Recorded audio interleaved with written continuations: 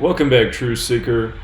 Want to share something that a follower of this work found. They were watching my video on the Sacha Baron Cohen presentation for the ADL Never Is Now, calling for more censorship of social media, targeting platforms such as YouTube and Facebook. And notice Google put this comment in the spam box, probably because they didn't want anybody to see it. But luckily I found it there, and what an excellent comment. They noticed that Never Is Now shares perfect gematria values with censorship. And doesn't that make so much sense, because that's what the entire speech was about that got so much mainstream attention. Again, if you're new here, gematria is the Jewish practice of coding numbers into words, which originates in the Jewish mysticism that is Kabbalah. There are 4 base ciphers to this study.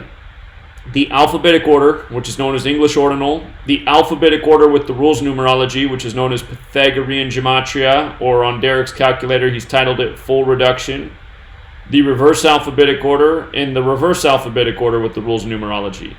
And you'll notice with the alphabetic order, Never Is Now is 144, with the reverse alphabetic order, censorship's 144. With the reverse alphabetic order, Never Is Now is 126. With the alphabetic order, censorship's 126.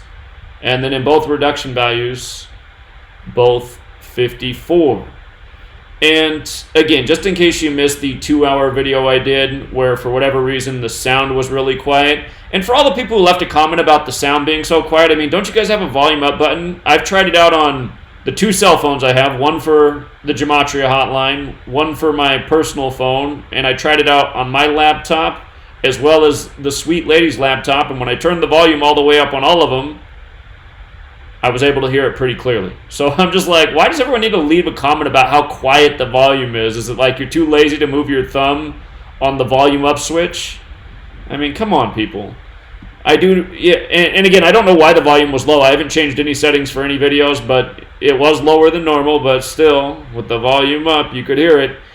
Anyway, if you missed that presentation, be sure to watch it, but turn the volume up. Again, I just want to review the important gematria points about the presentation. And I'll add in a few things that I should have mentioned in the last presentation. So again, this speech where a Jewish man, Sacha Baron Cohen, who's known for playing the part of Ali G in Borat and Bruno, a character that's meant to mock pretty much every group of people there is on the planet, or I should say a set of characters that are meant to mock every group of people that there is on the planet, including Jewish people. I mean, that's the one thing that you can say that's fair. He even goes after Jews as a Jew himself. But someone that played this perverse character, this controversial character, this mocking character, I mean, someone that literally masturbated in public, somebody that literally took a dump in a plastic bag and brought it to someone's dinner table, and worse. I mean, this is the man that the ADL is going to put up to call for the censorship of the truth community. The sick joke couldn't be any more thick. Anyhow, this speech was given November 21st, the 325th day of the year, the day leaving 40 days remaining. It was a very pro-Zionist speech. Zionist is 40. It was Sacha Baron Cohen's 40th day of his age. With regards to the 325th day of the year, again, Scottish Rite of Freemasonry sums to 325 as well as 127. Sacha Baron Cohen's 127. Again, the most Jewish branch of Freemasonry is the Scottish Rite. That is a fact. It is undeniable. It's been that way for a very long time. The date of the speech was also a date with a life lesson number of 44. Notice comedian sums to 44, as does Zion. Comedian and Zion also sum to 64, like ADL, like Israel, like Sacha Baron Cohen. And you know, just to build onto that 64 list, so does Synagogue of Satan, the name for the false Jews from Revelation. Again, ADL stands for Anti-Defamation League. Anti-Defamation League equals 84, like Zionism, like Masonry, like United States of America. Again, the nation where if you get your home flooded in a natural disaster that might not really be that natural, you're now made to sign a waiver that you won't boycott Israel before the government provides you with any funds. Just think about it. That is the nation you live in. A nation where in 2019, the first act of business for the Congress was to make sure more people weren't boycotting Israel. And, in Sacha Baron Cohen's speech, he got up on the stage and talked about how ludicrous it is to blame that Jews have so much influence in the world, where for the majority of the speech he went after another Jew, Mark Zuckerberg, who, controls the biggest social media platform in the world. So, again, the comedy is thick. And just to remind that the ADL does do everything by the numbers, on September 26th, 2 months ago today, the ADL deemed OK a hate symbol. OK 26 on the 26th of the month. And just to remember this story, I need to go back and find the live stream where I spent hours calling the ADL. I must have done it around October 30th, 2018 last year. But I called every branch of the ADL there was in the U.S., and I asked them where they got this figure from. Where was the evidence that anti-Semitism rose 57% in 2017? And not a single person had an answer. Not a single person at the ADL could answer the question. And again, 57%, Jews 57, Moon 57, Scottish Rite 57. Of course, the Jews identify through the moon. They say the moon recognizes them, or is symbolic to them, because throughout history they've nearly been wiped from the face of the earth only to return full. But anyhow, again, that Scottish Rite connection, that's the key piece. Just like how they had Sacha Baron Cohen deliver the ADL address calling for more censorship. And it was just such an absurd speech because it was given as if there hasn't been any censorship to date. It's like, Google's already went through about 20 rounds of censorship through 2017. Trust me, I know because my channel's gone down with each one. And, I'm someone who's accused of being anti-Semitic, and I'm not anti-Semitic at all. Not in the least. I'm just anti-Zionism, and I'm anti-Jewish supremacy, because those are real things, and they are real problems, and every sane person should have those positions, Anyone who knows real history and what's really gone on in this world and what's going on to this day would have those positions. That's the problem, though. Almost no one knows anything about history. Almost no one knows anything about anything except for entertainment. And we know who controls the world of entertainment, and that entertainment is used to program the populace, and that's why almost no one in this society will even broach these subjects. And it's why almost everyone just gets so offended when the facts are brought to the table. And it's also why so many people will just nod their head and, not say a peep against Sacha Baron Cohen or the ADL as they wage their terrible agenda against free speech. So, shout out to this user. Very good catch. I should have caught it myself. But there it is. A speech about censorship in front of a never is now sign. And, one of these days coming soon, I'm going to have to make some time to call the ADL. Problem is, I don't have any time in the daytime most days because I'm busy doing the whole sports decoding thing. Not that that's the most important thing in the world, but that's the way we're building the resources to build this movement right now. Getting people to go out and buy the book. I could pass the torch on to somebody else to do the decoding thing. So, anyhow, Oh, just one more thought. Since, the first video I put out today, I said 76 would be the number of the day. If you go through the comments in those videos, actually there's a lot of 76 things that have been pointed out by people who watched that video today. Deaths, news stories. And James Ross, he just caught the big upset in college basketball by the Stephen F. Austin Lumberjacks. And here, let's just verify that what he wrote is true. This is a huge upset in college basketball. The number one team in the nation beat by a very small school. Duke was the kind of team that could have gone through the whole year without a single loss. But check this out. Again, this is how you can use this knowledge even to dominate the world of sports. So, Stephen F. Austin Lumberjacks. Yep, 383. That is the 76th prime number. Remember, today has 76 date numerology.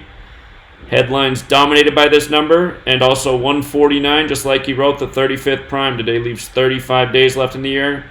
He pointed out the coach for the school stayed on 39 losses. And yes, that is a big number there with the Blue Devils. And you know what? I'm actually glad that he brought this up because it reminds me, let's not forget this. Let's not forget this right here. David Stern, Adam Silver. These are the last two men to run the NBA, both proud Zionists. Both proud Zionists. And here we are in the 74th NBA season. This year's the 74th NBA season. And the big story of this 74th NBA season is Zion Williamson. In the alphabetic order with the rules numerology, Zion Williamson sums to 74. Just like with the alphabetic order, Jewish is 74, Occult 74, Masonic 74, English is 74, Gematria is 74. Let us not forget that the Zion Williamson sweepstakes for the 74th NBA season was on May 14th, the anniversary of the birth of Zionist Israel in 1948. Just like how they had Sacha Baron Cohen at age 48 give this, truly sickening address. And again, with regards to Mark Zuckerberg being the main target of his address, Israel's birthday, May 14th, 1948. Mark Zuckerberg's birthday, May 14th, 1984. The Orwell book, and it couldn't have been any more Orwellian speech what Sacha Baron Cohen gave. But on May 14th, this year, 2019, that was the Zion Williams sweepstakes. Just think about it. Or Zion Williamson.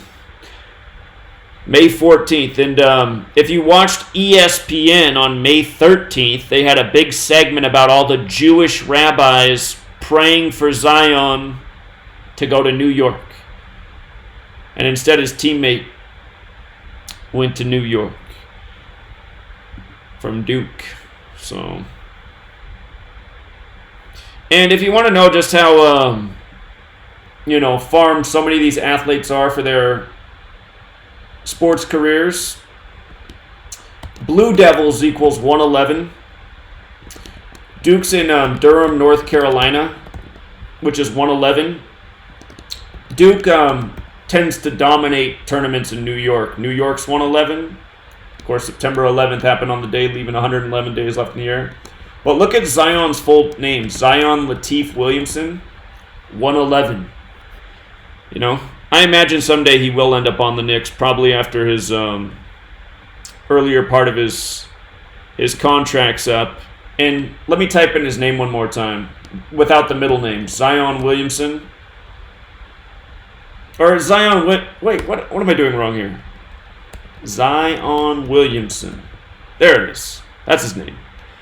The 74... Again, they had that segment that the New York Knicks, they had rabbis praying to bring him to the team. New York Knicks is 74. But look at his name again. You see the 74 and the 79? 79 is the 22nd prime. Basketball's 22. And look at the team that he is on.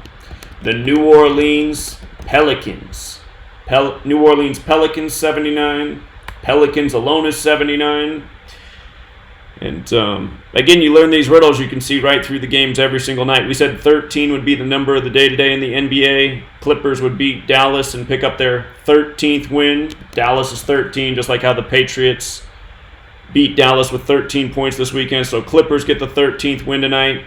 It was the Nuggets' 91st game against their opponent. I believe they played the Wizards tonight. I forget who they played, but it was their 91st game. They were going for their 13th win of the season. 91's the 13th triangular number. They beat them by 13 points. Again, the world of sports is scripted, and the way they do it from college to pro is they use technology in basketball. It's how they ensure outcomes. And, of course, the refs and the coaches are in on it. But, you know, in reality, a school like Stephen F. Austin Lumberjacks, they're not going to beat the Duke Blue Devils unless there's a large hand in the rigging. So, and a lot of the college athletes who are in on the rigging, they're the ones destined for the league. And notice, like, every time I post a video, I have some guy leave a comment like this. Here's a troll. And if you try to leave a comment on my blog, your post likely won't go through. Google seems to just like to let the trolls' comments go through. And, you know, just stuff like this written all the time. I know Sasha through my employers who pay me to troll. He's very upset with you right now over this. He's already figured out best numerology to murder you with a sacrifice for his next big movie. Anyway, I get trolling comments like this all day long. Text messages. The trolls have both my phone numbers, unfortunately. But they always call from unlisted numbers, so I know just not to pick up. And by the way, those of you guys who try to call from unlisted numbers, I'm not going to pick up anymore because the trolls call the phones all day on the unlisted numbers. So if you want to get through, you're going to have to let the number show. Don't worry, I'm not going to give out your number to anybody, but just the reality of the situation. So, all right, just wanted to make sure that was out there, and it's too bad no larger channels in the truth community will share this information. You know, you got these pretenders, No Less News, Adam Greenstein, and whatnot. They'd never show their audience any of this. Nope, they'd rather just repeat the word Moshiach all day, like they're getting somewhere. So anyway,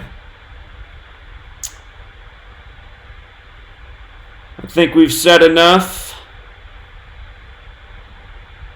I just checked in the chat before we go, actually. Troll Patrol says, has Zach got a hold of Larry Johnson yet? I've sent Larry Johnson about 10 messages now. I feel like to send another would be overkill. He hasn't gotten back to me. So, I don't think Larry's interested in talking. What's up, man? What's up, brother? How are you? Doing well. How are you? Good, man. Doing a live stream? I am doing a live stream, yeah. What's going on? Good deal. I just sent you a text. Some Taiwanese model actor died while filming. I don't know if you covered that, but I just sent that over to you. Is that today's news story? Yeah.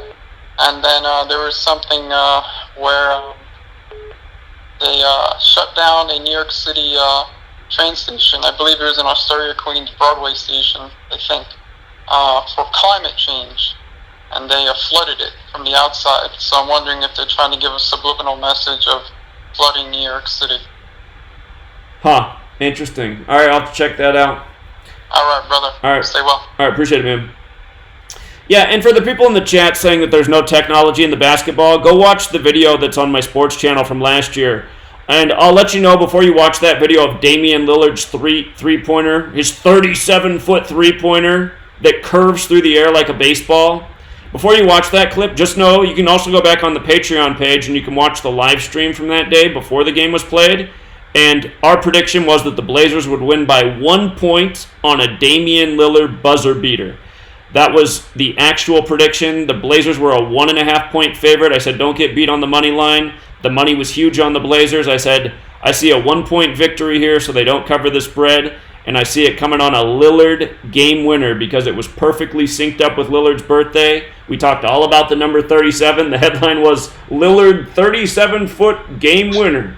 What's up, caller? Yo, what's up, Zach?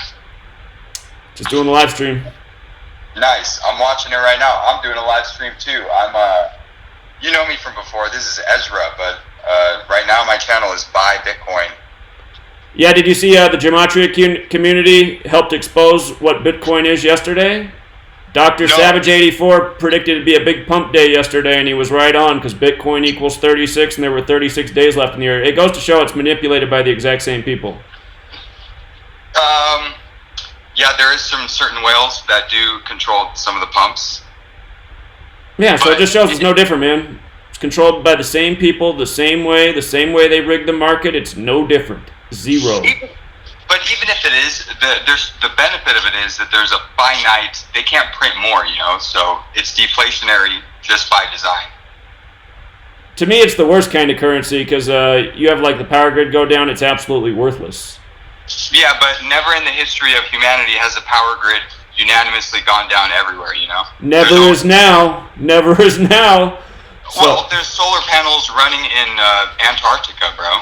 And I hear you, man. I hear you. I do hear you. But to me, it's just like, I mean. Hey, listen. Since we've talked, I've figured out a lot of weird shit about it. So what I wanted to talk about with you is that. Well, this isn't what I wanted to talk about. What I wanted to talk about was the shooting that happened in Fresno. Okay. You covered it?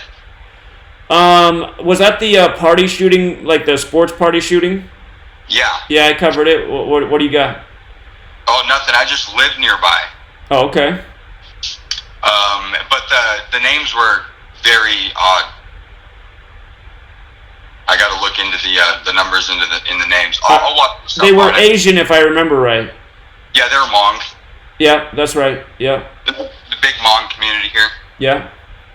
Yeah, but no, they're treating it like it was a mass shooting, and they're like, they're reacting to it all differently. I feel like they might crack down on guns or something. I don't know. I feel like they're going to use it as an excuse like they always do. Well, yeah, that is the direction of things. And we have a pretty, our police department is notoriously corrupt around here. Well, and everywhere. Well, yep, that's true.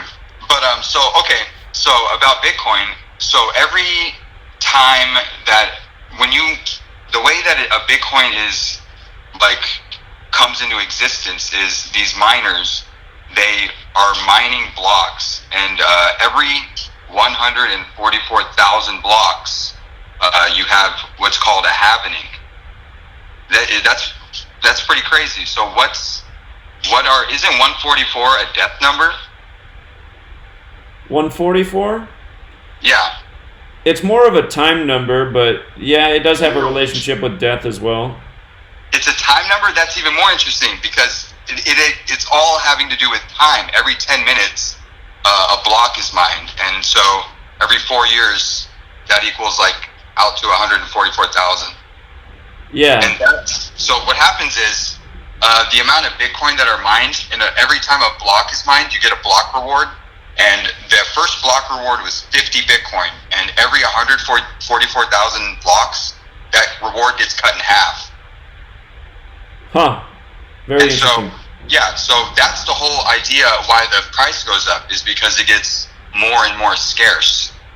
And you could predict how scarce it's going to be.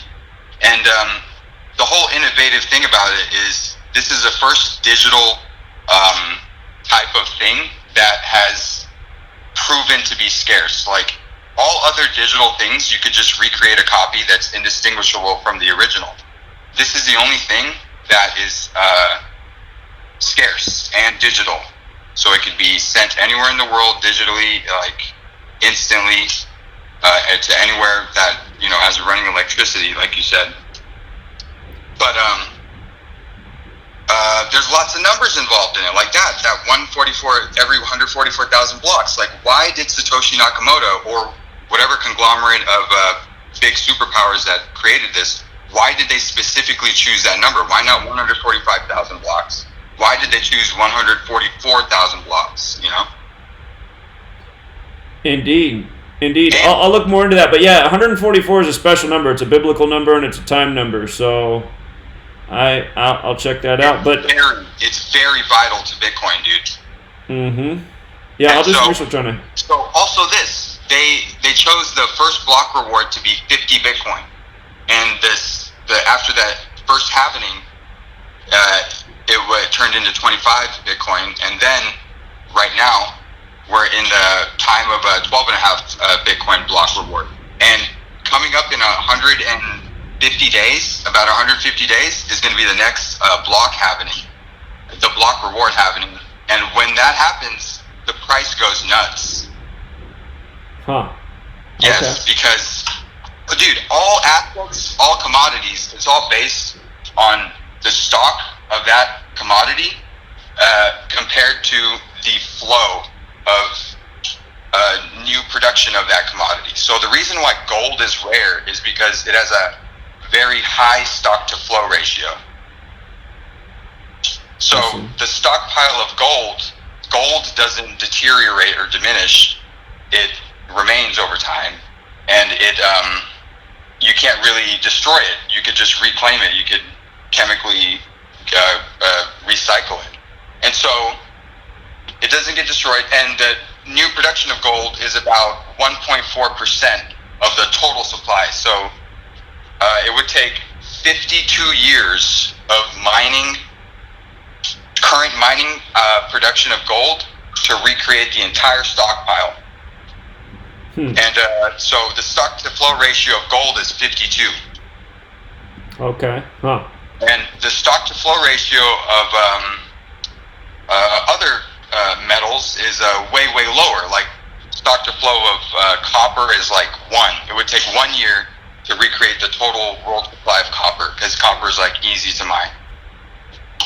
And so that's what makes money is the stock to flow. That's what makes something valuable.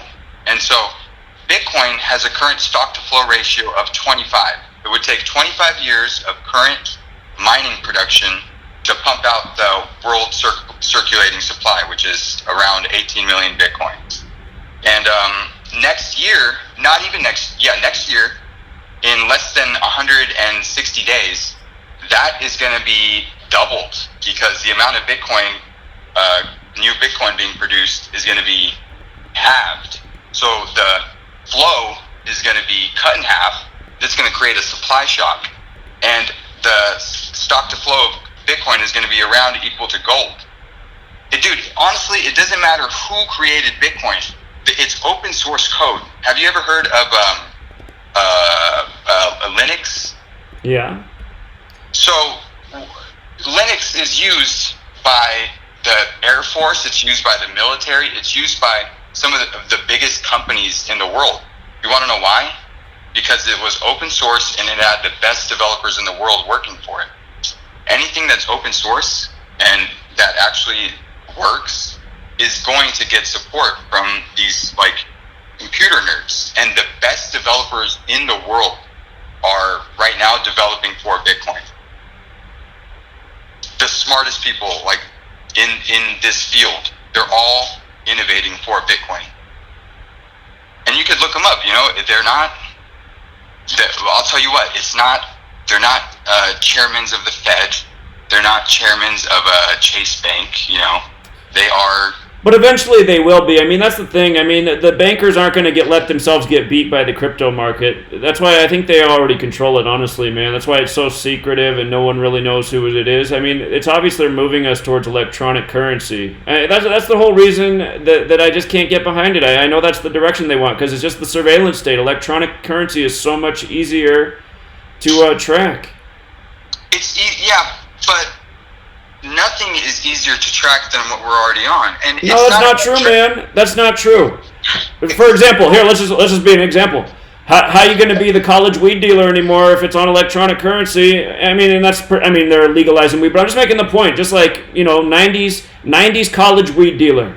He sells weed to pay the bills, to pay his tuition, to pay his rent.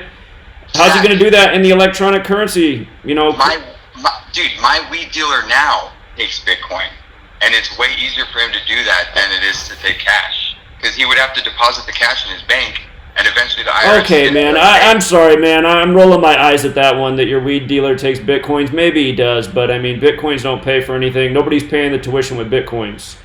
So. No, okay, that's true, but there is some states now that are accepting Bitcoins as tax. If you can pay your taxes in Bitcoin. That's exactly my point. So. I mean, hey, shoot, I do hear what you're saying, though, man. You have a lot of good points. I mean, I'm not all against it, but I just see the electronic currency as just part of the surveillance state that they're building. You know, and you're hearing people call, like somebody called in my week's radio show the other week and said that he couldn't even deposit cash in the bank for their nephew. They didn't accept cash unless you were a customer at the bank or something, and he was just like, what? So. Yeah, that's ridiculous. That's why everybody should switch over to Bitcoin. It's censored. That's what they want. They want everybody to just get on electronic currency. I mean, just think about it. That's why the banks, they're like giving people incentives to do direct deposit and, you know, cashless transactions. I mean, they want everybody to stop using paper money. They don't want. You can't hide your crypto in the mattress, man. They trust me. That they want your argument about crypto. No, man. Paper money. You know, you can't bury your crypto in the dirt. So, but Zach, let me tell you why paper money is going to be bad. Negative interest rates, bro. That's going to be them stealing your savings. I agree, man. You know, that's true too, but it's just, you know, they got you one way or the next, but I mean, they're going for total surveillance. The electronic currency is a big part of that. What is the point of having that money stuffed in your mattress if the buying power of it is going to be, like, diminished to nothing, bro? Well, that's a fair point, but the same thing could be done to electronic currency too. But look at what's happened. Bitcoin went from $10 to $500 to $8,000. And then it crashed back down to nothing, and you know, it's a roller coaster. But it never crashed back down to nothing, bro. It had a huge drop, didn't it? It had a massive drop. Okay, Zach, but it's had higher lows year after year, dude. You have to look at the year by year. I do see the progression. You're right, but it's showing that it's not stable, and over time it could become more stable. But again, any new technology isn't stable at first, bro. It's like, I hear that. No, I'm not saying you're wrong, but you're literally by saying that you're advocating like cash. Come on, look at the symbology on the cash. You know what I really advocate for? I think we need to get off a money system, man. I think we need to get back to. Yeah, you know what? I read. You want to get back to barter system. We had this conversation before. Mm-hmm. I read a book called The Bitcoin Standard. The reason why we can't do that is there's no way that there's ever going to be a scenario where I grow a bunch of apples and trade you for a car. You know. You need a medium of exchange. You need an in-between. Sure, I hear you, man. All right, I appreciate it. You made your point. Do you want to promote your channel real quick before you go? Yeah, I stream this whole conversation right now. It's just buy Bitcoin. I'm just blowing my glass right now. I'll comment in the chat. All right. Take care, man. All right, dude. What's up, caller? How you doing, man? I'm doing all right. You are dead right about Bitcoin.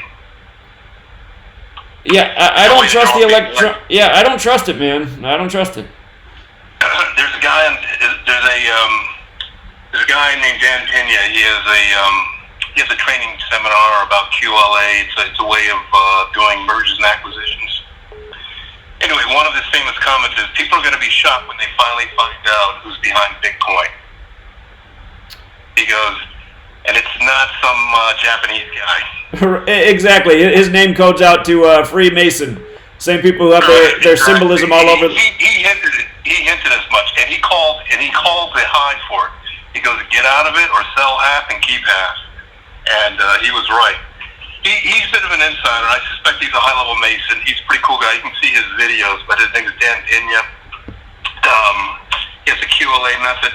That stands for Quantum Leaf Advantage. He teaches people to be their own private bankers and do M&A deals.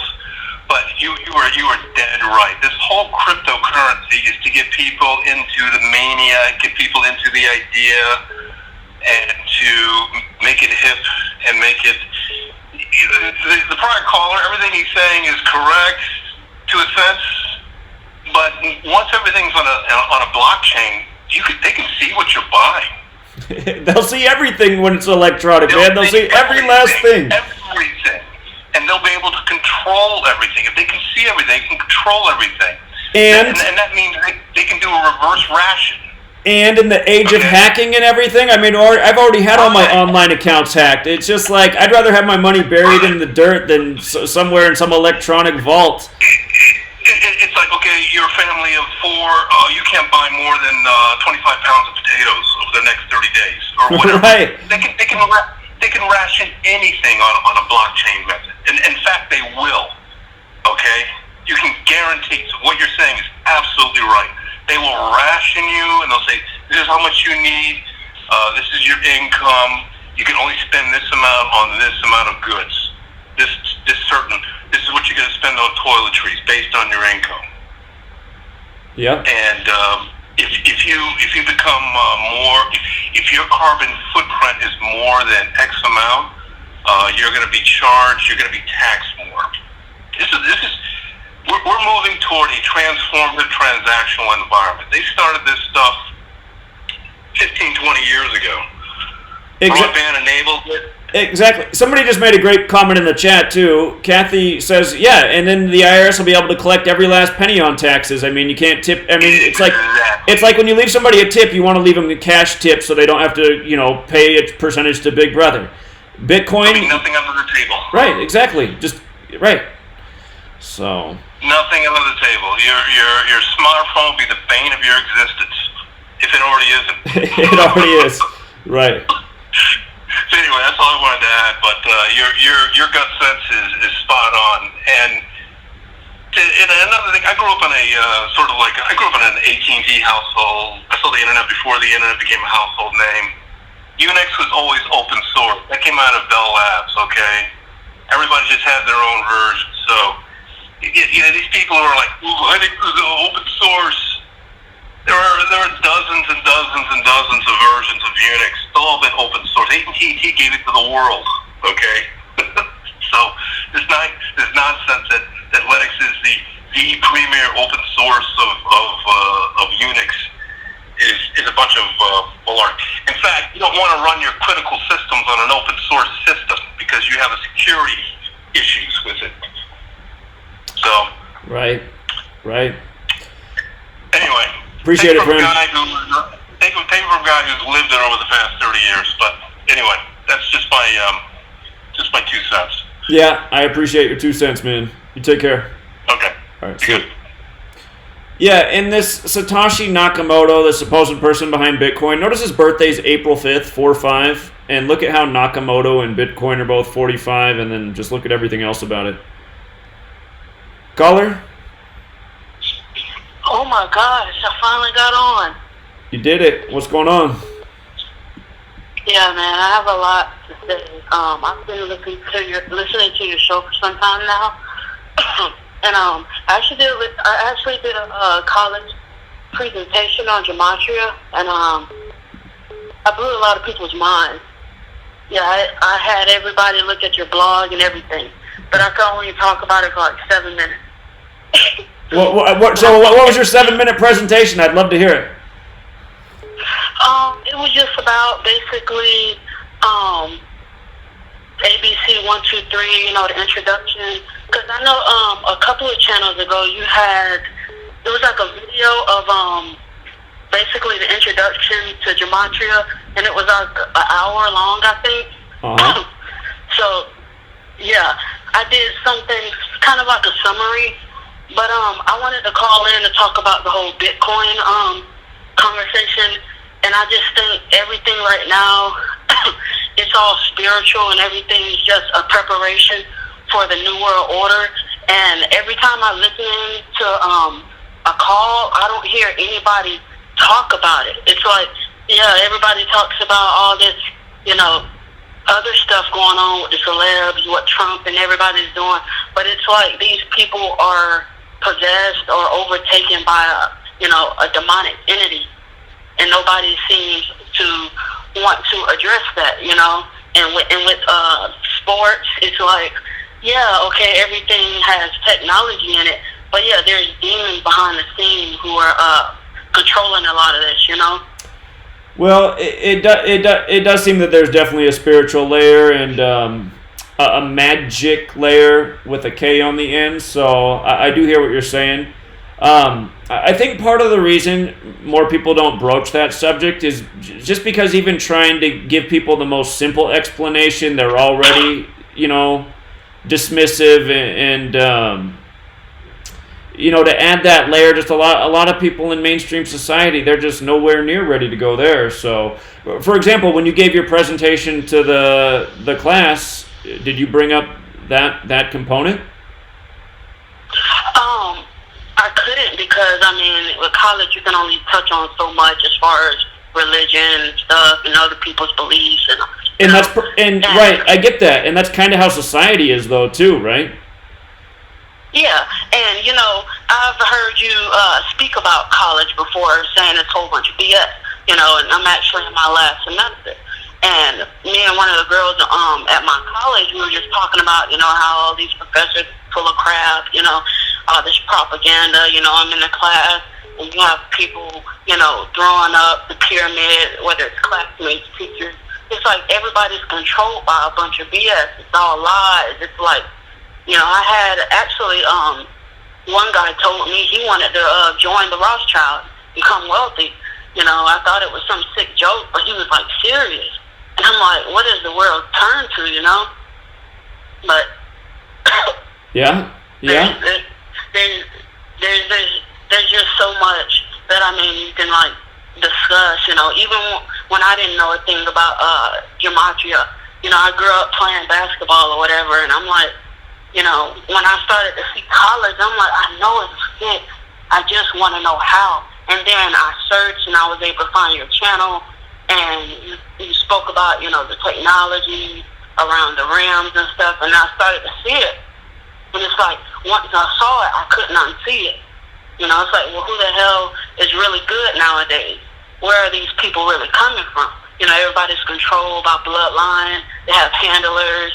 You think, okay, such and such, like Johnny, you grew up with him in high school. You think, he's really Johnny, but turns out he's somebody else who's controlled through the system, some kind of way. And you're like, well, why didn't, Mitchell make it? He was better than Johnny. Mm-hmm. It's about who you know. It's exactly. About bloodline. A lot of people, they don't touch on this, and it's frustrating because I went to a high school where it was, about sports. The teachers didn't care about other students. That's just how it was.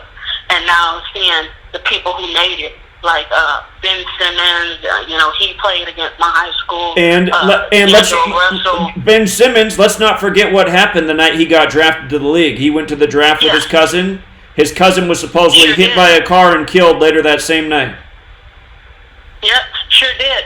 And a lot of people don't want to acknowledge it, but I don't know if you've ever heard of Yash Karar or not, but he spoke on a lot of this stuff, and he doesn't really speak on gematria. I don't think he really has the knowledge, but you and him speak on a lot of the stuff that's going on in the industry, and he actually just spoke on his radio show today about the censorship, similar to what you're talking about, and he basically said, he was told, I guess by December 11th of this year up until next year in January, that YouTube is, they're sick of getting sued. They've been sued by a lot of these parents over these accounts of children, that are underage from like 13 and under being exposed. And now they're, they have all these accounts where they're about to just start charging people, so they won't get sued. So I don't know if you heard anything about that, where a lot of these parents, whether it's like the videos of the little babies or whatever, doing stuff in the house or playing with puppies or whatever it may be, because the whole pedophilia thing that's coming out right now, it's just insane. And the parents of these accounts finding out about what's going on and, suing YouTube and YouTube cracking down on it about the creators or whatnot. But yeah, I don't know if you've heard about that right now. Well, bits and pieces, but I'll have to do some follow-up, so appreciate you bringing it to my attention. Yeah, they've already had the accounts in mind, and it's not just YouTube. It's supposed to spread to Facebook, Instagram, and Twitter, and they're trying to shut up the truth community, and apparently the trolls also. Because apparently it's illegal to comment on a underage child's video or something like that. And there's just a lot going on right now, and I don't understand how a lot of people, can be so concerned with sports and Hollywood. It's like a huge distraction, and the whole thing with the missing girls ongoing right now is just insane. And people rather watch ESPN and hear about LeBron James being the greatest ever in this whole debate. It's just a big mockery, Mm-hmm. Indeed. And another thing I wanted to mention is I don't know if you've ever, had the time to watch anime, but a lot of anime tells a lot of truth about what the. Oh shoot! Her phone call disconnected. She was starting to say something about anime and truth, and honestly, I've never watched. I've never watched much anime, or any, honestly, but I'm sure there is. There's a lot of truth in cartoons, so I think anime is technically a cartoon. But if you want to call back, you're welcome to. I saw a comment scroll by in the chat while I was listening to her call, and we got a different caller here. Here, let me take this call real quick. Caller? Baba Booey, Howard Stern's penis, Baba Booey. You got any more to say? Baba Booey, Howard Stern's penis, Baba Booey, Howard Stern's penis. So, serious question. Are you affiliated with Howard Stern? I'm a Borat. You're a Borat, okay. Okay. He hung up. Too bad. Caller? Hey, Zach, so going about that Ben Simmons, you remember the night he was drafted? He had like a really scared look on his face. Do you remember that? I honestly don't know if I saw the draft myself, but I saw the story, so I'd have to go back and look at that. Yeah, it looked like he was very spooked, like he knew what just happened, Well, you know what I did see this year? This year I saw the draft, and so many of the players drafted had these jewelry pieces made with their dead family member in it, and that was the story about, how they had to persevere, how they lost a mother or a father or a sibling, and I was like, how weird is this that so many of these players, there's only such a group, so many of these young men have already lost someone in their lives, and the NBA's made this jewel for them to wear around their chest the night of the draft to tell this story. I was like, don't people see what's going on here? I know, man. I know. And about, just to touch upon Bitcoin, I did some research about a year ago, and that was created in the 70s by the CIA, and the serial number on like the dollar bill is your prime example of code, like open source and so forth. So that's the story behind Bitcoin, everybody. And anyone who gets caught up in the Nakamoto, and they're falling for the narrative, Sure. Honestly, for me personally, I don't know enough about Bitcoin to have that huge of a purpose or huge of an opinion, but I just see that the controllers are going towards a surveillance society, and electronic currency is just so easy to keep surveillance over, so... Yeah, it's very sinister, the whole purpose of it. So if you can imagine, let's say it goes to the mainstream and it becomes like the one world currency, that's the plan. It's already in their agenda. We all know that already. Right. So imagine such an item so scarce, and let's say the item gets up to $100,000, and you only have, say, 22 million of them in existence. Well, then what does that do for society as a whole? It right. kind of, you understand? So that's where it's going. It's very sinister. Right. So, if that person who called, not to discredit his intelligence or anything, but I think that he really needs to, I don't know if the words wake up, but see through the mystique, I guess, of well, for as long as he's been around, Bitcoin's been his thing. He's been on the whole Bitcoin thing for years, and he's called in and had the same conversation a million times. It's always the same thing whenever we call in, but I honestly, I don't know him. I don't know what his real motivation is. He seems on board with other things, but he really loves his Bitcoin, so that's well established. Yeah, I mean, I agree. I do think that it'll definitely skyrocket up, but the whole purpose, as you and I know, and I think other people know, is very sinister. And just imagine the scenario, like I said, something so scarce, and if that's the one world dominating currency, well then what does that do for society as a whole? Sure. You know? And with regards to cannabis being federally legal, which I knew that would happen a couple of years ago.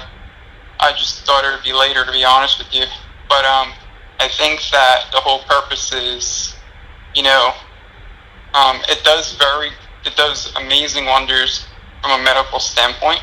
But I think, again, the whole purpose of the legalization is very sinister, and I think that they're going to use that to try to create like a very, even more dumbed out, numb society. Well, I agree with the Monsanto strains, so Yes. yeah, I agree, man. And yeah, it's just like my little nephew. He started smoking weed in the last year, and his mom hates it. His mom thinks I'm evil because I smoke weed. She's gonna end up blaming me that he smokes weed, but it's not good for him at all, man. It just makes him like crazy. And some weed's not good for some people, and I mean even old school strains before Monsanto. But it's just like, and I just know he's smoking the stuff out of the vaporizers and everything, and I'm just thinking, this is not, man, when I was young and I smoked weed, it was good for me. For him, it's not good. He just gets negative and psychotic, and so anyway, and part of me wonders, I'm like, man, what if he grew up in my generation and smoked weed? Would he be having these adverse reactions, or is this just the new stuff and what it does? So Yeah, you know, it's funny, I had an Uber ride, and this guy was telling me that he knew some growers out in Michigan. I don't remember where in Michigan, but and again, this is just going by what he said. And he said, yeah, you know, the new thing is taking the acid from a battery and putting it in the weed, and that's how we're lacing it. I found that interesting. Yeah, it is. I'll have to look into that. Never heard that one before. Yeah, but I just wanted to bring that up there. So just hope people are aware of the whole digital currency thing, especially with Bitcoin and so forth, you know? Right. Indeed. Indeed. Anyway.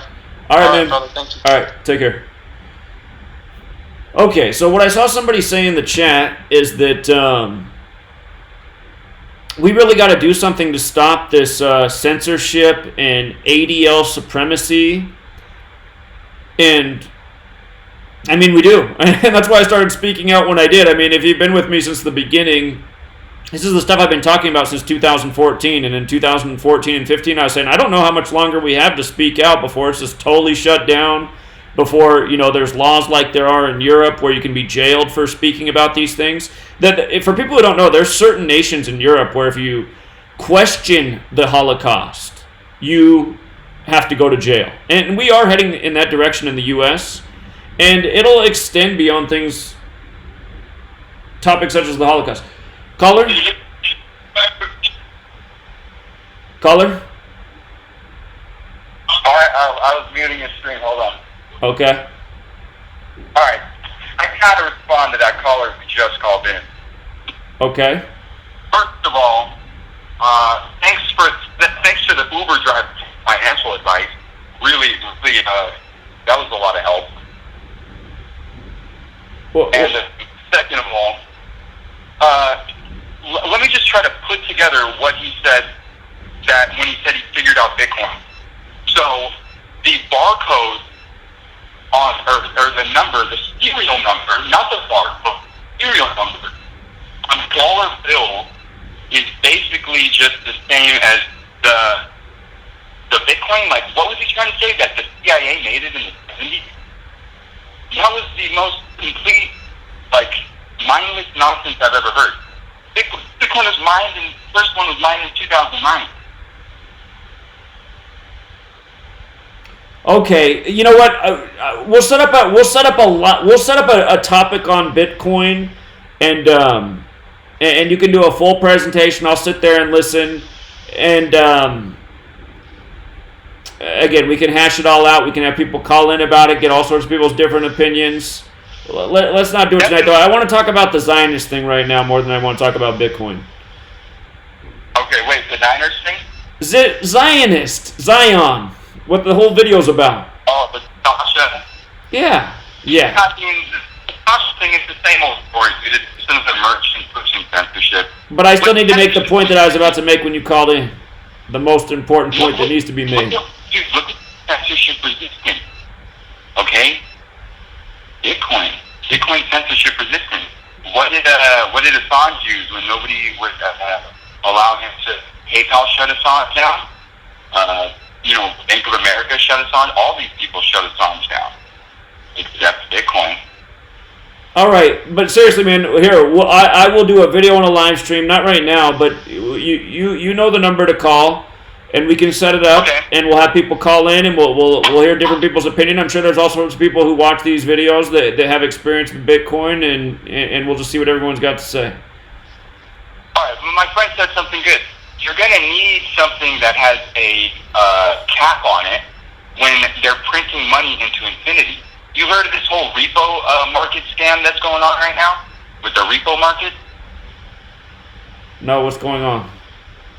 Well, the after-hour repo market, the New York Federal Reserve is having to bail out banks every single day. Oh, okay. Well, I've seen that's going on. Yeah, it's insane. Okay. Okay, today, $94.9 billion of fake liquidity was pumped into random banks. So that money that you're storing under your mattress is getting devalued. Dude, there's already nothing behind the currency. The only reason it has any value is just because people still believe in it. So I get all that, man. But yeah, so saving up cash is pointless because it's inflated. It's going to keep getting inflated. Bitcoin is deflated. Well, it'll be pointless the day that people don't have any faith in the currency anymore. Until then, it will have value. But yeah, what you're saying, it's happened before in the past. It could absolutely happen again. So I know you're right about that, but at the same time, even this truly worthless currency has more value to most things than Bitcoin at the moment. So okay, but let me just end off with this. My friend just said Bitcoin solves the Triffin dilemma, and it also solves something called the Byzantine generals problem. It solves these problems that are thousands of years old. Okay, well, here, I would love to. We'll do this. I'm serious. Just call me up, and we can organize a time. Or if you even want to do a segment of this week's radio show, do you want to do a segment of tomorrow's show on Bitcoin? It's up to you, dude. I'm down for whatever. Okay, we'll do that. We'll do that. I'm not trying to hijack anything. I just don't want to. I don't want misinformation to be out there about this, dude. This is like, there's one thing I could say. Read the book called The Bitcoin Standard by Safadine Ahmed. Okay, but here, seriously, tomorrow, third hour of the show, are you going to call in from this same number? 100%, yes. Okay, so the third hour of the show, so that means 8 p.m. West Coast time, 11 Eastern time, that's the final hour of the show. You can give your presentation, try to keep it to 20 minutes or so, and then we'll take calls the rest of the way, and we'll keep the focus on Bitcoin. Okay, for sure. Okay. And then we could also act out what's up with these numbers, with like 144,000. Sure. And SHA-256. That's the encryption that they use. What can you tell me about that? SHA-256. Nothing right now. I'd have to think about it. Okay, all right. All right. Tomorrow, man. I'll be expecting your call. I'm sorry for hijacking this shit, dude. I love you. I've been watching you for years. Okay, tomorrow. All right. See you, man. Okay. All right. So this is what I want to say. Oh, this is the caller that got interrupted, so she's calling back. Hi, caller. Hello? Yeah, I saw for some reason your call got disconnected when you started talking about anime and truth. Yeah, because it's the truth. It happens a lot. Okay. I see that you wanted the callers to focus on more of the topic for censorship, right? If you have something to say about that, that's fine, but you had an idea to say before the phone disconnected, if you want to say that again.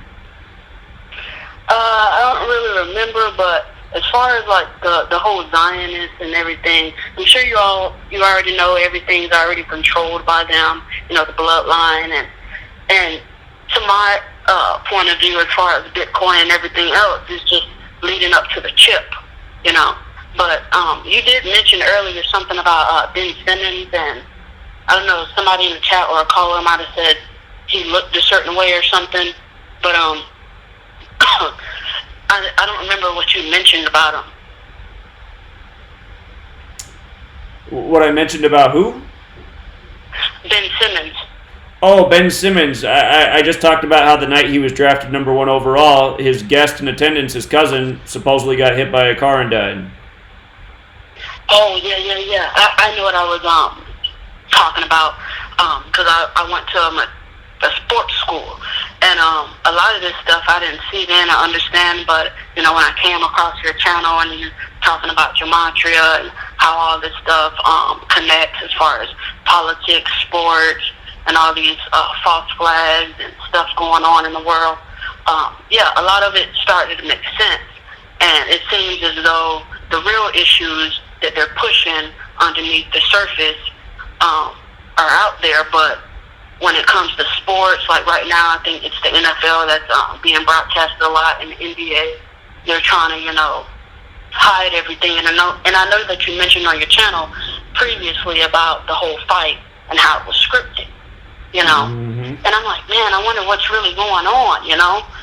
Yeah, the thing I don't understand is I know that you come up with the numbers and you connect everything, but it's like before the game, I used to wonder, like, do they just tell the players to do this and do that? Like, how does this work?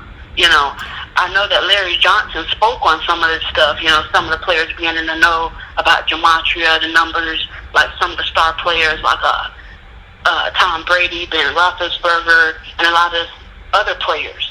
But everybody's not in the know. And I also was intrigued on your video that you did on Jalen Ramsey, you know, because he was drafted in my hometown, you know, and I didn't understand the whole hype of what's going on, you know, and it's like certain things, like I don't know if you heard about the missing child, Taylor Williams, and I'm like, why does the news always focus on one certain girl, one certain boy, when it's like multiple kids missing at like 30 seconds. Exactly. You know, every 30 seconds or something and so often it's a blonde girl with blue eyes. Exactly. Yeah, and it's like, it doesn't make sense. So I kind of think about it, I'm like, well, what about this child missing? They may be Asian, black, you know, and it's like the media just keeps pushing it, you know, and it's like, finally we hear, oh, they were found or something. You know, right, or their remains were found. Numbers behind it. Exactly. Well, that's what I used to wonder too when I was younger after 9/11. Because if you watch the news back then, they would like do days of terror alerts and orange alert, red alert, yellow alert, like all this fear, and then all of a sudden, like they wouldn't talk about it for days, and all of a sudden the news story would be a missing blonde girl, and I'd be like, okay. So, like, the last 2 weeks, it was all fear about terrorism, and now, like, that's just, we're not hearing anything about it today. I guess today everything's just safe. All that we need to worry about is this one missing girl in the world. And, yeah, I just knew the whole thing was BS back then, but I was like, how are they doing this? Like, what is the method to their madness? But now that I finally figured this out, I'm like, God, this is how they're doing it. So... Yeah, and I think the most recent one that I can remember was, it wasn't Trayvon Martin, but it was another kid that got killed because of playing loud music or something. And his mom, I don't remember her name, but she's a politician. Apparently, she's moved up in the rankings recently, and she just posted on Twitter not too long ago about, you know, her son's death because of him playing loud rap music in the car. Some old guy shot him to death. Right. You know. Mm-hmm. And all of a sudden, like, I think, you know, they give us clues. The people who are in the know have some knowledge of what's going on, you know, and to know that the celebs, they have them back it up. Like, the Washington, D.C. thing that went on, I think it was last year, year before, with the missing girls, you know. They had Gabrielle Union and a whole bunch of other, you know, black celebs come out and discuss it. And it's like, all of a sudden, like you said, it just goes away, you know. It's like certain cases, even with Trayvon Martin, you know, Right. Yeah. The news just comes and goes. Exactly. And that's how you just realize it's all a show. It's a distraction. It's confusion. It's needless fear. It's division. So, yeah. And recently, apparently, there was a case that was going to be released regarding Epstein and some people that were connected to him. And all of a sudden, we didn't hear about it anymore. And then all of a sudden, we hear about, who was this that just won the MLB World Series? And then there was like, they just stopped talking about it, Mm-hmm. Right. So, yeah, I don't really understand that whole point. But I think it goes back to what you were saying, with the numbers and how everything connects and lines up. But one of the questions I wanted to ask you, I don't know if you touched on this yet, is regarding MK Ultra and how they, get all these people controlled. What's your view on it? Do you have knowledge regarding it? Well, I've lost track of time. It's probably been 3 or 4 years. I actually went to a meeting in Seattle. A woman was speaking, and she wanted to share a story about how her family raised her up as a MK Ultra subject from a young age. She was from a wealthy, privileged family, and she was a victim of the MK Ultra program. And she shared how she was trained to be responsive to certain hand gestures, and so that's the only person I've ever heard speak in person about being under MK Ultra, and she said she was put into it by her own family. Essentially, that was the main thing that really stood out. So, if her story is true, there could be many others like it. Okay, and I also have one other topic to suggest regarding Facebook. Okay, so I took a class in the summer, this past summer, and I actually had this professor. It was about geography, really call it GIS. I don't know if you're familiar with it or not. But anyway, he discussed in the 90s, he attended this conference about Facebook before it was even, heard about. And he said there was a guy that was at the conference. It was like probably about 20, 30 people, it was small. And there was a guy up there who was a representative of Mark Zuckerberg, of the future. And he was just talking about Facebook and, how good it will be, with data and everything. And he actually told us, this is a professor. He straight up told us, ever since that conference, he said he said it was just pure evil, with Mark Zuckerberg, the whole Facebook crew. And he said he's not on there. He doesn't wish to be on there. His family isn't on there. And that's all he had to say regarding that and dealing with data. Right, and that's exactly what it's been, a way to collect data and peer into people's lives, and yeah, that's what it's all about, so it's true. Do you somehow think that all of this Bitcoin, Facebook, and everything else is connected? They actually had a video of Mark Zuckerberg being interviewed on stage, and he had on this blue jacket or whatever. He looked nervous and was sweating the whole time. Exactly. Everyone needs to watch that. That's from about, I've lost track of time. That's at least 10 years old now. But yeah, Mark Zuckerberg back in the day, he used to always wear the hoodie. And then he was, I think the interview was in Germany, and the woman asked him to take off the hoodie. She wanted to see it. And then when he took it off, when you pull your sweatshirt off, you see the inside. And she's like, what's that on the inside? And it was the Star of David with a circle around it that said, I believe it said, keeping the world open and connected. Whatever that phrase is, I remember what the gematria value is. It's 147, like Freemason, like conspiracy, like how Jacob, who becomes Israel, dies at age 147 in the 47th verse of Genesis.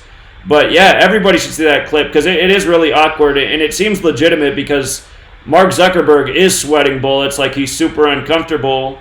And again, that also shows me that Mark Zuckerberg's just a front. He's not really the guy that's doing Facebook. He's just the kid they throw out there to seem as though it's that way.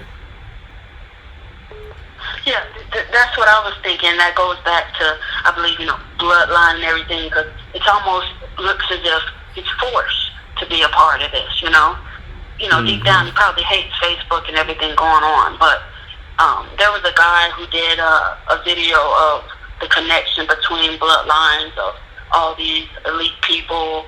And he actually was the guy who came out and exposed the Boule, which is, I guess you could call the black people's elite, you know.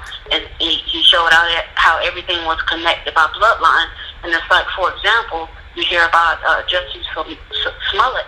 You did a video on him by the numbers, and apparently, turns out his father is a Jew man, you know.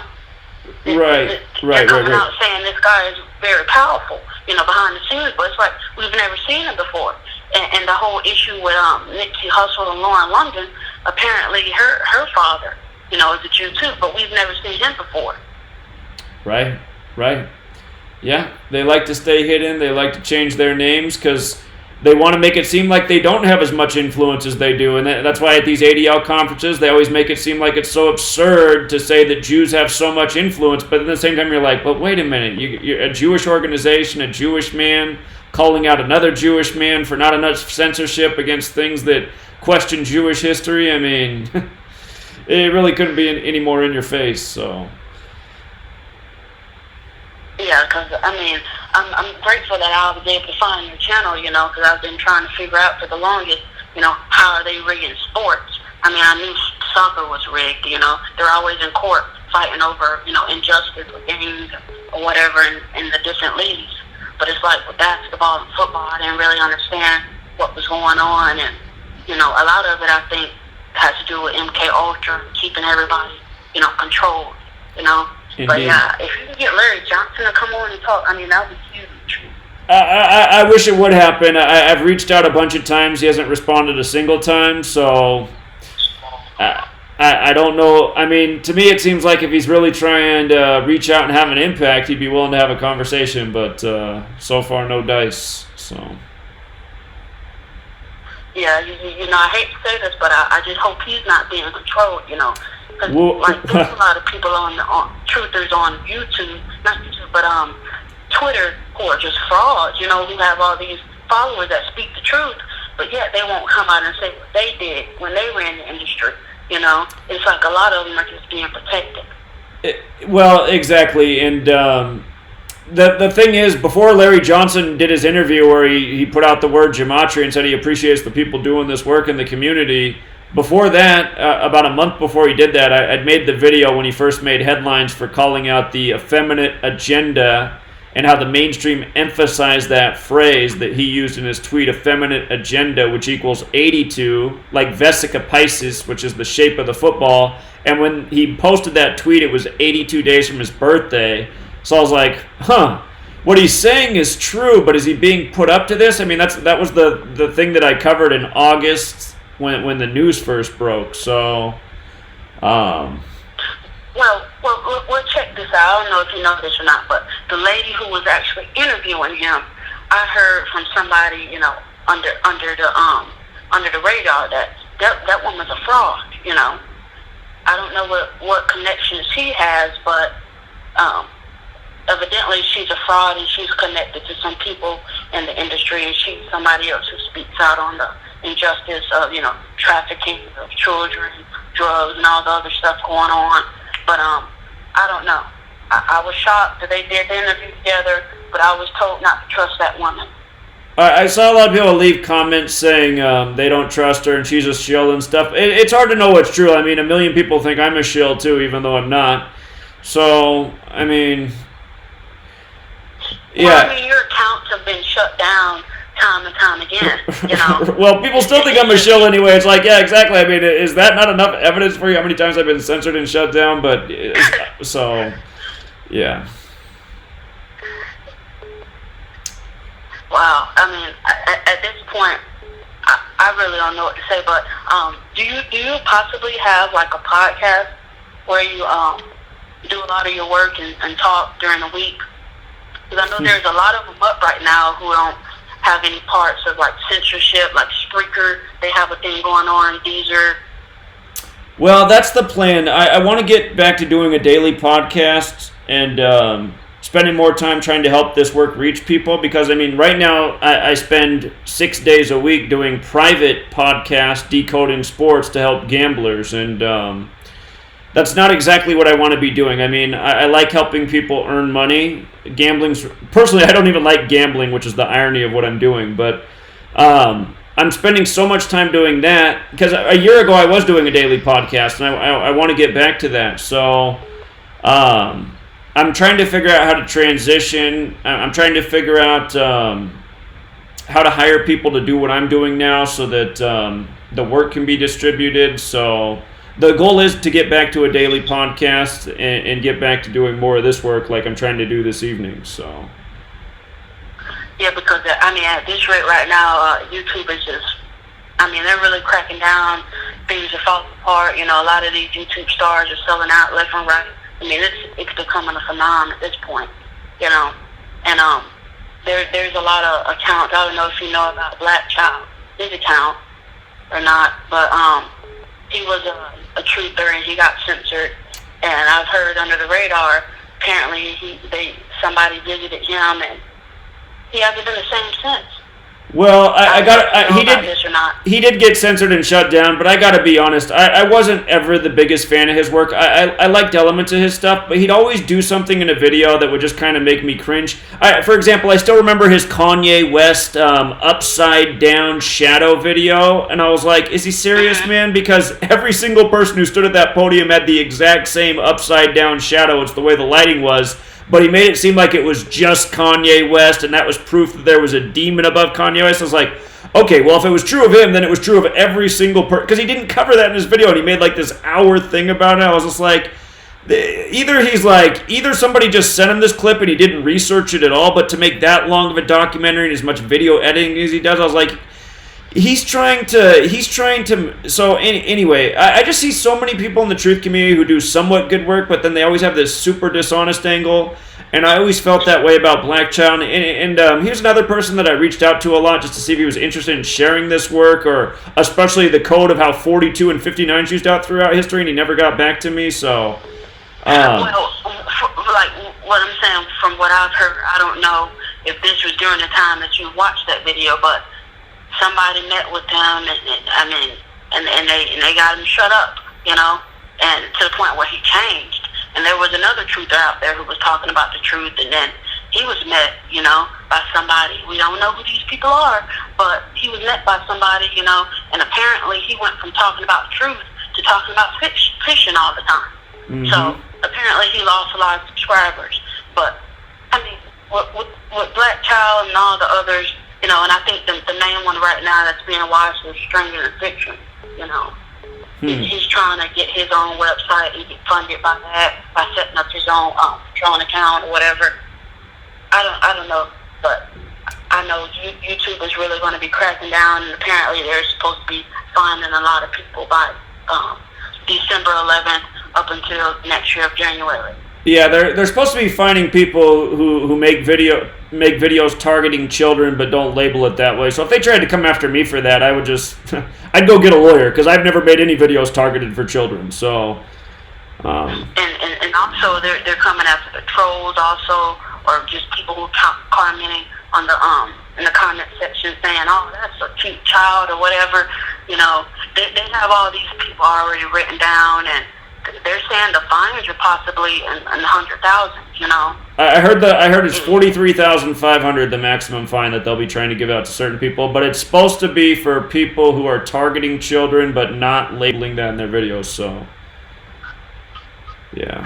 Oh, and another thing is, I don't know if you know this or not, but with the whole hurricane thing, you know, with them being in Florida and all, a lot of the stuff that on your channel is a lot of truth about, you know, what's going on with the HARP. And, you know, there was a guy on CNN, I don't know if you know about this, but he was interviewed in Houston, and they asked him, you know, why aren't you going in the building, you know, with other people for shelter? And he says, oh, because I see them in there shooting them one by one, you know, and this is a guy out there with his dog in the rain, and automatically CNN just cuts it off immediately. And when the hurricane was going on in Florida here, I met with the woman from up north, and she was visiting because the guy she was dating, he's a truck driver. And the conversation that I had with her was probably one of the most craziest real combos I've ever had as to, listening to a lot of your stuff on here, and she just was in the know. She knew a lot of stuff, and she was saying, she was down there at the homeless shelter downtown here, and she said all of a sudden that, they were preparing for the hurricane. Everybody, because when the hurricane comes, I don't know if, the people in the chat know, when the hurricane does come to your city, there's a curfew. You can't be out on the roads at a certain time. The food and everything off the shelves, everything's gone, basically. And there's just so much commotion and all this crap going on. But anyway, she said, they were gathering up the homeless people. And she said the homeless people were telling her to come on with them. And she said, no. And she was telling me that she didn't know where they were going. But she said ever since then, she hadn't seen them. And she said she believed that they were putting them in camps, She didn't know what was going on, but she said there was just a lot of stuff, going on that the news wasn't speaking about. And this takes me back to a video that you did related to the gaming shooting that happened in Jacksonville, with the gamers or whatever, right. And how the news just BS a lot of crap, because that's why I stayed, Jacksonville, and I went to work, and one of the girls was saying one of her friend's son was at the gaming event, and everything that the news was saying, even on CNN, hell, they couldn't even pronounce Jacksonville right, everything that they were saying was just complete lies. And she said that her friend's son was saying, why are they lying, that's not what happened, And I'm like, these people are sick. And then how you get the video on the cold with our mayor and everything that was going on. I'm like, man, this guy is sick. And actually, if you search the mayor of Jacksonville, just look at him in the face, he looks like pure evil, Like almost, he resembles Joel Osteen, his eyes. It's just weird, So what you're saying, okay. So a weird experience I had when I was in college, and I'd never seen anybody's eyes like this, but I got a scholarship. It was funny. So I'll tell this story. This is a good story. When I was in college at Arizona State, I had this economics class, and it was a class with 300 some students in there, and I still remember the professor's name. He's probably still at Arizona State, Wendell Lai Kong. And very conservative man, and ranting against... down there I was definitely considered more of a liberal than a conservative in Arizona at the time. But he'd call me the liberal of the class. But he liked that I stood up for my opinions and went against him and made good arguments. And one day after class, he goes, I really like you, even though I give you a hard time in front of the class. And he goes, I got a recommended scholarship for you. So he got me this nice scholarship. And I got to go to this dinner with all the big executives, donors to the school, and I got to meet the dean of the school, Michael Crow. And I was kind of disgusted by the whole dinner, because all they talked about, all that mattered to any of them about the school was how much more money they were going to bring in. But I got to shake the dean's hands and go up to him and talk and be real close to him, and his eyes were just like these big black things, and I just never seen eyes like that in my life. And I just remember that thing he talked about, how he only slept 2 hours a day. So I was like, is that what your eyes look like when you sleep 2 hours a day? But I was like, how do you only sleep 2 hours a day anyway? But still to this day, I've never seen eyes like that. And then when that dumb show came out on HBO about vampires, I can't even think what it's called, but when it came out, the eyes like of the vampire characters, I was like, oh my God, that's what his eyes look like. And I always think about his eyes. His name's Michael Crow. He's probably still the dean at ASU, but I had just never seen a person with eyes like that. It looked like something out of a horror movie. So, and still to this day, I wonder, I was like, was that guy like the rest of us? I know what you're saying. Yeah, well, these people are chosen, and a lot of us don't realize it until we get older and we come to the truth and say, well, hell, this guy was related to such and such who works behind the scenes who we don't even know, That's why they were able to get what they got, and the politicians wound up sacrificing all these people, kids and whatnot, and it just keeps going and going and going. And it's like these people who are doing these sacrifices, they don't realize what they've done, until they die, Mm-hmm. Mm-hmm. And I don't know if you mentioned this, but that the Satanist guy, Crowley or whatever, the guy that everybody in Hollywood seems to praise or whatnot.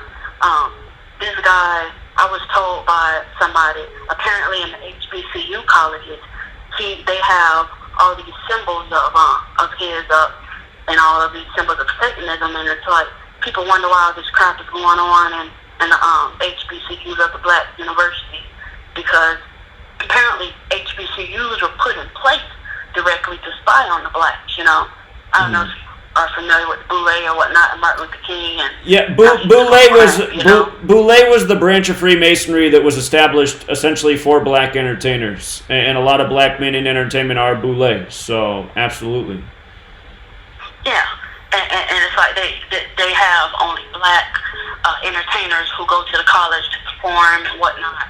You know, it's like all these people are controlled, and also I don't know if you're familiar with the lad who does the interviews on YouTube or whatnot.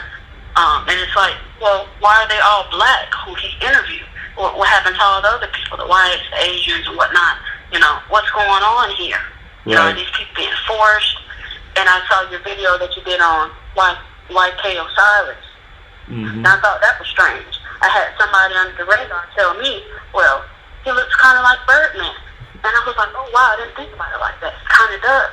You know, hell, that could be his dad for all we know, you know? Sure. These people are born and bred for these positions, and we don't know what's going on behind, you know, the surface. It's not about talent. It's about bloodline, domination, and control. Exactly. It's just like how for years I talked about how LeBron's father is clearly Nate Thurmond, and a lot of people used to laugh at me and say, that's so dumb, but anybody who looks at Nate Thurmond and looks at LeBron, for people who don't know, Nate Thurmond was a great player in the NBA, has the exact same hairline as LeBron. He played for the Cavs and the Warriors, and he was the reason I was able to call the first Cavs-Warriors championship before they ever met in the finals.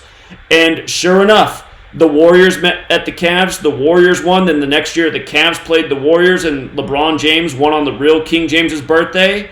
And then right after that, Nate Thurmond dropped dead at age 74, and I was like, look at that. And by the way, Nate Thurmond, Steph Curry, and LeBron James were all born in the same hospital in Akron, Ohio. Just think about the astronomical odds of that. Plus, Steph Curry's father's obviously Del Curry, former NBA player. There's no doubt about it that LeBron James's father is former NBA star Nate Thurmond, who wore the number 42. LeBron James 42. He wore the number 42 for the Warriors and the Cavs. And if you want to go back in history, look at the last Warriors-Cavs game in the regular season before they ever met in the NBA Finals. LeBron had his season high of 42 points exactly 98 days before the NBA Finals started. National Basketball Association equals 98. That game went to overtime 98-98. The Warriors won it 108-100. Golden State Warriors 108. I remember it all like yesterday because I saw that it was going to happen before it happened and talked about all those numbers. And I was like, look at that, man. And now Nate Thurmond's dead. It's just... So, yeah, and that's why so many of these star athletes, they say they don't know who the dad is. It's because their dad's a former athlete. I mean, how many people in the world do you think exist that can breed men around 7 feet tall? So... Yeah, you hear him at the draft saying, former nephew of such and such played in the 80s or 60s or something. You know, former grandson, you know. Then you have the Bosa brothers in the NFL, you know. Mm-hmm. It's just ridiculous. And then, what's the guy's name? The guy who Manning, his brother, Peyton Manning's brother, looks like he was just miserable out there playing for the Giants. It was like he was basically being forced. I don't even think he was even happy playing football. Exactly. He won the championship. Exactly. Eli Manning looked miserable even when he won the Super Bowl. And that was the story after Peyton won it. Why did Eli Manning turn his back and walk out of the suite that he was in and look so disappointed when his brother won the Super Bowl to retire? Exactly. I mean, they're living lives that they didn't choose. So, yeah. Mm-hmm. You know what? I really appreciate your call. Somebody's called in about probably at least 30 times in the time you've been on the line. They're also calling from Florida, so maybe you've inspired them to call in. I just want to let them call in just because they keep trying to get in so hard, but call us back. I appreciate you. All right. Yeah, you have a good night. All right. 32 missed calls. If I would have let him call one more time, it would have been 33. That's funny, but literally 32 missed calls. So I'm going to call them back because I don't think anybody's ever made such an effort to get through before. That was like 32 calls in less than 32 minutes.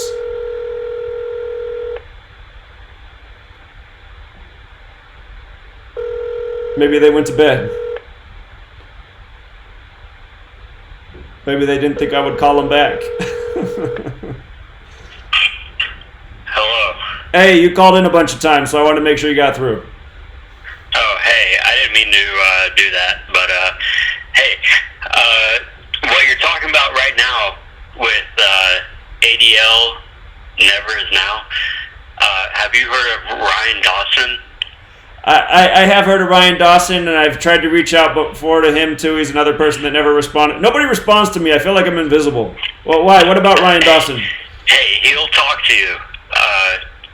He did a talk about the Sasha Cohen guy that ADL Never Is Now. Well, I still don't know that he'll talk to me. He doesn't. He hasn't. So I mean, just nobody talks to me, man. I'm telling you. He'll talk to you. He just did something with Adam Green about the ADL, that ADL guy, Sasha Cohen. Right. Well, the paid speaker by the ADL, he is. He'll talk to you. Okay. Well, what do you want me to talk to him about anyway? I mean, you did this thing about the Sasha Cohen. He just did a talk with Adam Green about Sasha Cohen. Yeah, that's what I mean. Yeah, he hangs out with Adam Green. Adam Green's a shill, so that's what I mean. I mean, they talk to each other, but yeah, I know exactly what you mean. But I mean, hey, if you got to talk to people, you know. I agree. I try to talk to everybody. Nobody ever gets back to me. True story, man. It's just like, okay, well, am I like on everybody's blacklist? I mean, so No, you're not. You're not. well, I don't know how you can say I'm not, because nobody gets back to me about anything. So, Well, hey, Ryan Dawson's being censored on YouTube. Everyone's being censored on YouTube.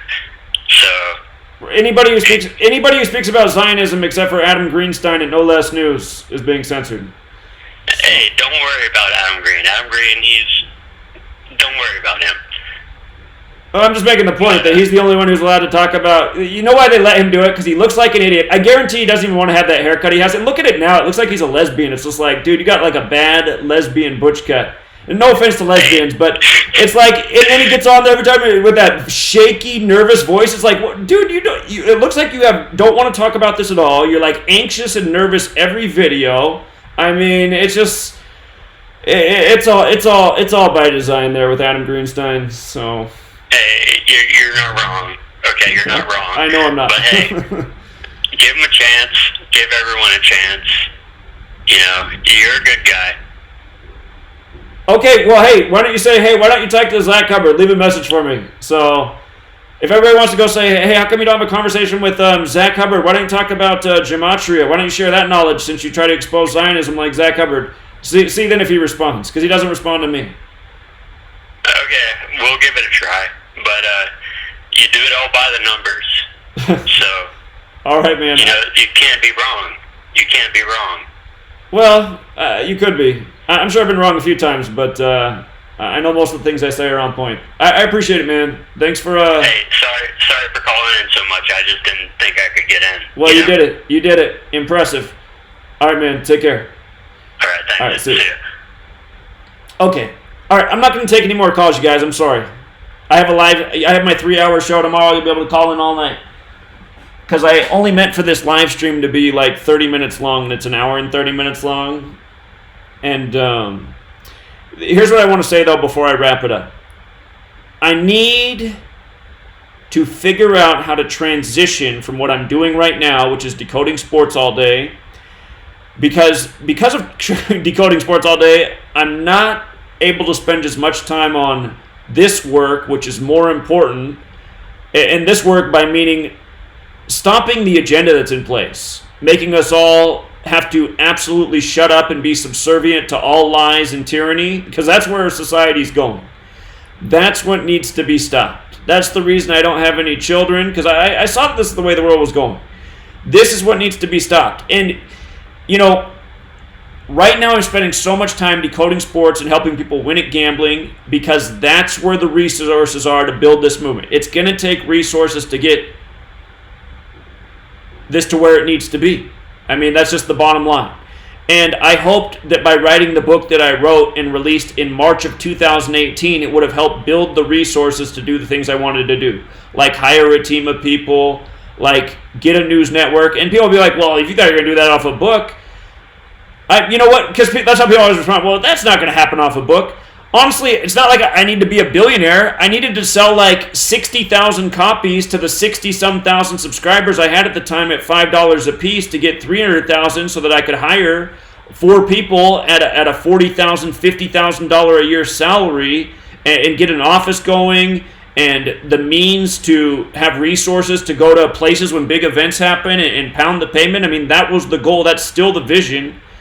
And I really did think that people were going to support the book. Of course, Google did delete my channel when I said that the book was about to release, so I lost my 60-some thousand subscribers I had at the time. And I've never been able... Well, actually, I was able to get back up to that recently and then got the whole channel deleted again. So, we're on channel 19, 20 now. It's just... Anyway.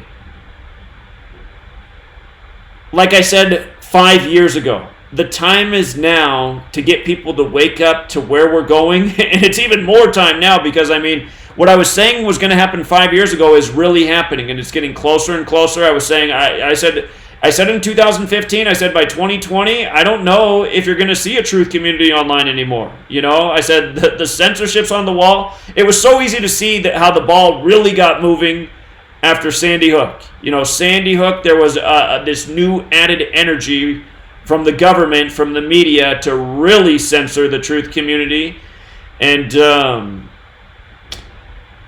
anyway, with what the ADL's doing, with this Sacha Baron Cohen, and there's so many other things too. It's not just about, there's so many things that need to be stopped in the tracks. The censorship, the tyranny, the nonstop propaganda, the lies, the needless wars, just the perversion of society. Like, I don't mean to sound like an old fogey, but it's like, yeah, society, like, it's gone past a point of decency, Again, just look at the stuff that they market to little kids now.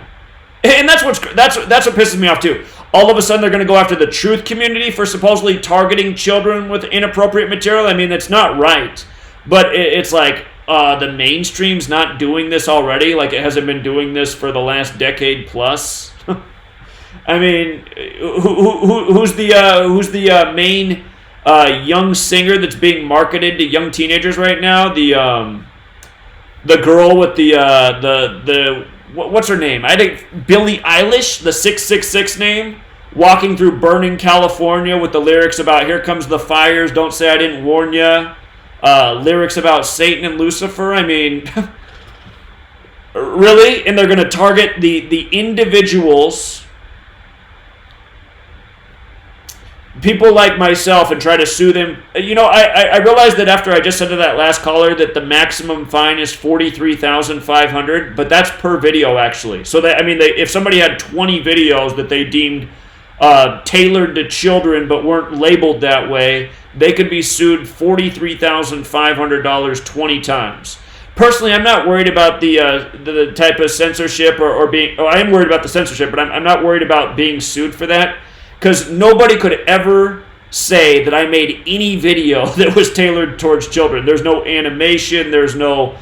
in the last week, I finally figured out how to add a little bit of production quality to my video. Not that it's that fancy. But anyway, if they came after me for that, I would just go get a lawyer and be like, okay, we're definitely going to defeat this. I have not made any videos targeting children. So anyway... What I really want to do is, and by the way, you guys, the website should have launched by now. I'm starting to get really pissed at the website team because it feels like every single week they have a new excuse. Like last Tuesday, they told me it was going to launch by the day's end, and then it didn't launch by the day's end, and then they said they needed some more time, and now today they tell me they need at least another week, so I'm like, okay, wait a minute. Last week, it was supposed to launch at the end of Tuesday, hours after our conversation. And so I'm just like, I hope somebody didn't get to this company and is stalling this. But I am getting really annoyed. I made him say that it's definitely going to be done by next Tuesday. And that might be fine because it's after the holidays anyway. Well, sort of. Break after Thanksgiving. But anyway, I want to get the website launched. And what I want to do next year, my goal is to travel to 12 cities in the next year. Pick a weekend. So once a month, essentially. Once a month, I want to set a schedule. And maybe I won't quite make it to 12. Maybe 10's more reasonable. But I want to set an event, get a meeting place in a major city, and for people who live in smaller towns, eventually go to smaller places too, like, you know, St. Paul, these types of places.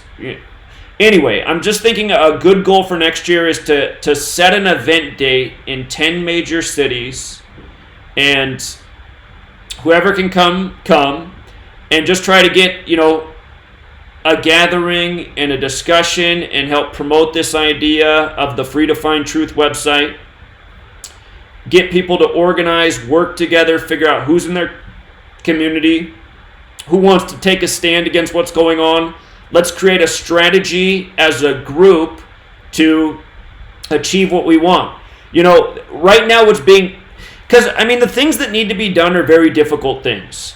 To get the sleeping masses to wake up to the truly Zionist agenda that is not good for humanity, and it is more than just Zionism. Some people say, Zach, all you talk about Zionism, which isn't true, but I'm talking about what's front and center right now that really needs to be addressed. This whole Sacha Baron Cohen ADL thing, the fact that people are having to sign waivers that they won't boycott Israel to get money from FEMA after a natural disaster that's not even natural destroys their property. The fact that the priority of the Congress over everything to start the year is to make sure people aren't boycotting Israel.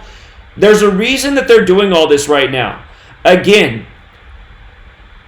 9/11, it is about greater, or not greater, that's the wrong word, worse things to come in the Middle East. And you know Israel's going to be at the heart of those atrocities. They are laying down the foundation so that nobody can say or do anything against the coming atrocities of more brown people in the Middle East, in more land grabs and more resource grabs. This is all being done for a reason. And is this event a year away? Is it 10 years away? Is it 20? Is it 50? Is it 100? It doesn't matter. The point is, what's being done needs to be stopped in its tracks. The pavement needs to be pounded. People need to organize. People need to wake up. And again, it's not going to happen unless people put in more effort. And I'm realizing, I mean, there's not a lot of people out here in the truth community that are actually going to be willing to do what needs to be done. Today, while I was doing my sports decoding for hours and hours, I had a debate going on between a popular liberal and a popular conservative. And actually, it was a panel. It was like a few popular liberals and a few popular conservatives on YouTube.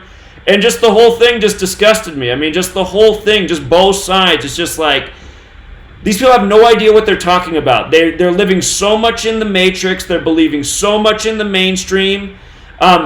You know, the conservative side, who made me cringe through most of it, just like the liberal side, they probably had the most relevant point when they brought up, you know, like, what are we doing giving so much money to Israel? And then the other side started screaming that was an anti-Semitic remark. And I was like, God, I mean, this really is what society is right now. People locked in the matrix, debating, focusing all their energy on all the wrong things. Somehow there has to be some way to shift the conversation, to shift the narrative, to get more people to open up to the things that actually matter right now. You know, these people were debating the whole time over, you know, transgender, and that is something, but realize that these things that have been dragged in front of us, Bruce Jenner, for the whole gender conversation. I mean, trust me, I know there's something to this. I worked in Seattle in 2009 and had to work with a woman her name was Michelle, and she was becoming Connor, the man, and taking her testosterone pills every day and acting absolutely insane, and then blaming it on the testosterone medication that she was taking. And I was just thinking, like, yeah, this is exactly why this isn't something that should be, this is crazy. People trying to change sexuality and then trying to hold down a job and acting out and raging out against everybody and disturbing the whole workplace. And then, you know, the manager says, well, we can't fire them because they're transgender because we'll get sued up the wazoo. I mean, it's just like, what a stupid society we live in. And it, you know, so yeah, there is stuff to that, but still, at the end of the day, if priorities, the transgender thing, I mean, it's there, but there's so many other things that need to be stopped first.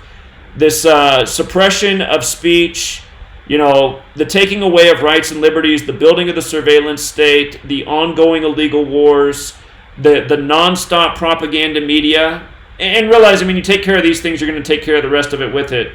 So, anyway, my goal is to figure out how to get back to doing this and make these things happen, and not have another year pass by where I spent, you know, 60 hours a week literally decoding sports, because that's pretty much what I've done for the last year. And for people who complain and say, oh, Zach, you sold out because you're doing all sports, it's like, did I still not put out more videos in the truth community than any other channel out there? Because I'm pretty sure that's true. So, anyway, I could have done more, but I don't feel like I'm not doing my share.